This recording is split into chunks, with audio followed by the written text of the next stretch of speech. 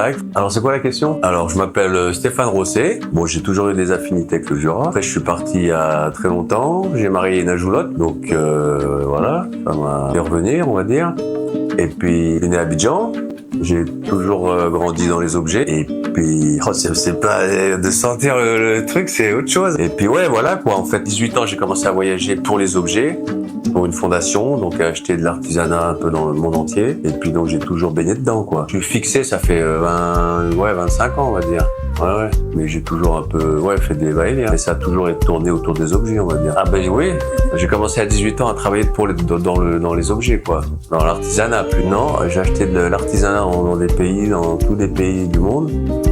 Et que je ramenais pour une fondation d'un gros tour opérateur. Mais je pense que c'est mieux qu'on ait une conversation, ça sera plus spontané que, tu vois, tu me poses, tu vois, j'essaie de te répondre direct, franco, clac. Bah, c'est la vie, qui m'a amené là-dedans. Je veux dire, à force de voyager, puis j'ai commencé à plus acheter des objets africains. Les marchands, c'est eux qui sauvent la culture africaine.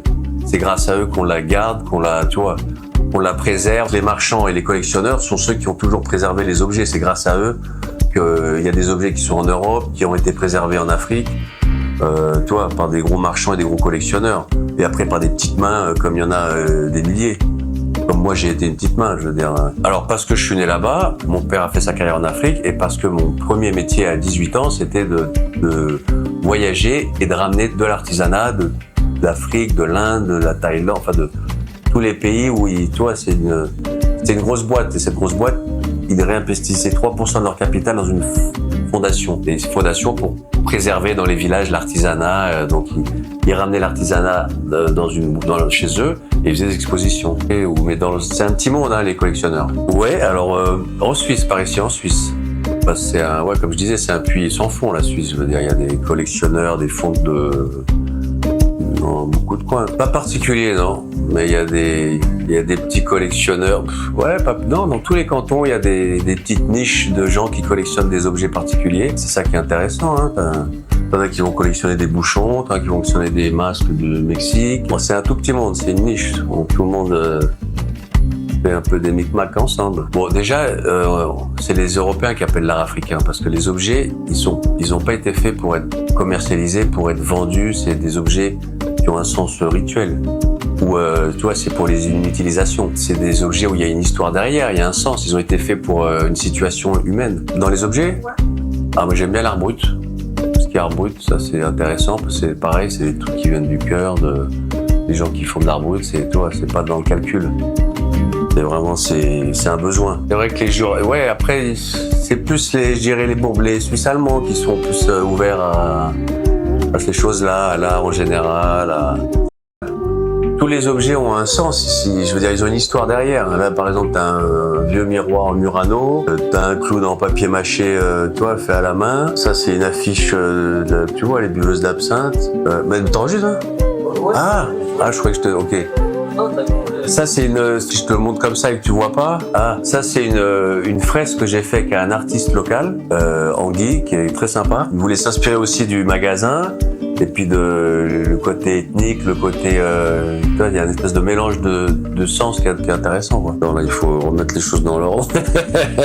Ouais, il faut en avoir pour tous les goûts. C'est-à-dire, de la petite brocante, du meuble, du design, des objets ethniques. Enfin, il faut un peu, plus c'est large, plus c'est intéressant. Que les objets qui m'ont plus marqué, moi j'aime bien les objets, tout ce qui est ethnique, mais après ça touche une petite population, quoi, peu de monde. Comme quoi. Ah ouais, celui-là, où est-ce que je l'ai eu? Bien sûr, tu vois, tellement j'ai des objets. Ouais, enfin c'est un peu en contradiction avec l'esprit du masque. C'est un masque qui touche pas mal de gens parce que il dit quelque chose. Et c'est ça qui est intéressant dans les objets, c'est quand ils disent quelque chose. Là, t'es en train d'enregistrer? Ouais. Ça, c'est intéressant. Ça, tu peux juste t'arrêter à ça avec ce que je viens de dire là. C'est fait. C'est ça qui est beau dans les objets, c'est quand ça parle aux gens et qu'il y a, il y a un retour qui se fait directement. Et pour ça, c'est parce que chaque objet, c'est comme ce Christ en terre cuite, tu vois. Ça, c'est un gars qui a voyagé en Amérique du Sud pendant très longtemps, qui avait ça chez lui. Et puis quand t'as la passion des objets, tu partages les objets avec les uns, les autres. Moi, il a un truc qu'il a vu chez moi qu'il aime bien. Moi, j'aime celui-là. On fait un petit échange. Puis après, il y a des gens qui viennent, qui le regardent pas. Il y a des gens qui viennent, qui s'arrêtent devant. Waouh, ouais. Les objets parlent. On regarde Et ils ont une âme, ouais, bien sûr. Après, quand tu rentres dans la brocante, c'est autre chose. C'est plus soit pour toi l'utilitaire, soit pour la déco. Mais t'as beaucoup de gens aujourd'hui qui retournent à la brocante, à tous ces trucs parce qu'ils les ont vus chez ses grands-parents. Puis ils se rendent compte que c'est des objets qui perdurent déjà, qui sont beaucoup plus fonctionnels, qui ne se cassent pas, et on les remet en ordre, on les répare, et puis ça revient pas mal, ouais. Bah bien sûr, ouais. Puis même esthétiquement, ils avaient un look.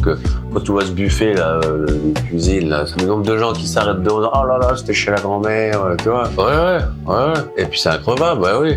Ouais, ou quelques-uns. C'est pas fait pour faire des sous, c'est fait pour vivre sa passion et pour la développer. Parce qu'il y a toujours des gens qui cherchent des objets particuliers, qui font des fixations sur des trucs. Et c'est ça qui est intéressant. Bah ça c'est une bouche d'égout, voilà, qui a été récupérée, posée sur un vieux pied de bistrot en fonte. Puis ça fait un objet drôle. Puis un objet costaud, hein. C'est super lourd. Bon bah ça bouge pas au moins, mais tu vois, tu peux boire l'apéro dessus. D'autres trucs par là? Alors par là, bah ça c'est rien du tout, mais c'est des petites choses amusantes. C'est juste un miroir qui est posé sur une branche de noisetier, voilà. Donc toi c'est juste des petites choses. Ouais, j'aime bien, exactement. Ouais, c'est intéressant.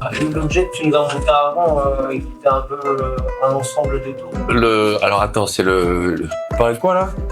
C'est en haut là-bas. Ah ouais, comment on appelle ça, c'est des mixeurs, comment on appelle ça, non, ouais, mais c'est pour faire monter les mayonnaises, les fouets. Voilà, ça c'est juste des fouets, plein de fouets, mais voilà, qui sont tous ficelés les uns les autres, puis au final ça fait une petite sculpture, quoi. C'est un peu de l'art brut, quoi. Ah, ça tient toujours, hein. Tu peux les mettre dans toutes les positions que tu veux, transformable. Ouais. Ouais, un peu des deux. Ouais, bien sûr, ouais. Ça, c'est un artiste local alors lui, c'est vraiment spontané, hein. Alors, je dis pas que c'est des trucs qui sont forcément vendables, hein, mais voilà, c'est de l'art brut. Il sort ça comme ça, il se promène en forêt, il ramasse des trucs, et puis il les balance sur tu vois. Ah bah, il avait fait les deux côtés, d'ailleurs. Voilà. Ouais. Un artiste d'ici, mais qui me demande qu'à être connu. Alors, en bas, ouais. Toi, t'es là? Ça, par exemple, ça, c'est des tap-tapis. Tu connais les tap-tapis? Tap-tapis. Oui, moi, je vois ce que c'est. Voilà, mais ça, c'est tout des tap-tapis. C'est une sculpture de tap-tapis, en fait. Alors, ben oui. Mais voilà, après, je les ai construits comme ça, puis ça devient un arbre tap-tapis. Bonjour. On va fermer, là. C'est des danseuses. Après, il y a tout ce qui est céramique. Céramique, c'est pareil, c'est de l'artisanat, en fait. C'est des procédés de la céramique, c'est de la terre cuite, quoi. C'est de la terre modelée. Ouais, bah ça, c'est un vase en terre cuite. Ouais. Tu vois, c'est de la terre. Après, c'est cuit une fois. Après, c'est redessiné, c'est recuit. Voilà, des cadrans de montre. Tous les cadrans dans un vase. Le orange, ça marche bien, le orange. Hein? C'est tranquille, hein? Non, mais ça c'est vraiment de l'art brut, quoi. C'est le même que celui qui a fait les tableaux là-haut. Tu vois, ça par exemple, c'est un champignon d'art, ça. Il a ramassé, puis après il a ses secrets, hein. Mais c'est tout fait avec, tu vois, il y a de la mousse, il y a de la terre, il mélange tout, il a sa façon de faire. Dedans, il fait un grillage, il fait le moule, c'est vraiment de l'art, quoi. C'est fait à la main. Je veux dire, c'est sculpté de ça sort de sa tête. Ça, c'est vraiment de l'art brut, quoi. Tu vois, ça aussi, avec la bouteille, il a mis ça sur une bouteille. Et à chaque fois, il fait un socle, tu vois. Tous ces panneaux, c'est des socles. Il y en a avec des plumes d'oiseaux, enfin, c'est... Dans la porte. C'est pareil, il était dans un squat à Port. C'est délire, hein. Et voilà, c'est l'objet mis comme ça, on va dire. C'est pas mal, ça. Hein. Ah non. C'est pour les hautes formes ou... Ouais, exactement. Ouais. Les guitares faites avec un bidon Shell d'essence, de huile.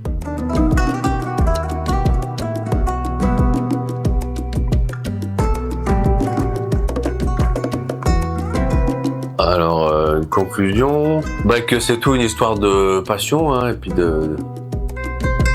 d'aimer les objets, et puis souvent les gens qui vont jusqu'au fond, jusqu'au bout, et ils arrivent à réunir des ensembles qui sont intéressants, quoi. Conclusion, sinon, je pourrais dire.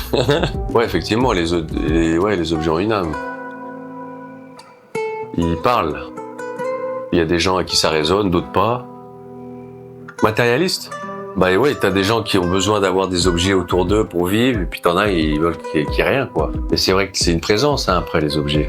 Selon ce que tu collectionnes, c'est ça qui est intéressant. Mais tu vois, on parlait d'art brut tout à l'heure, ça aussi, ça en est. Celui qui s'est amusé à faire ça, Je l'ai vu avant. il a bien rigolé, hein. Ça, c'est pas mal, je veux dire. Mais il y en a qui savent parler, puis d'autres pas du tout. Ah bah tu vois, bah, il faut commencer à collectionner les masques d'art brut.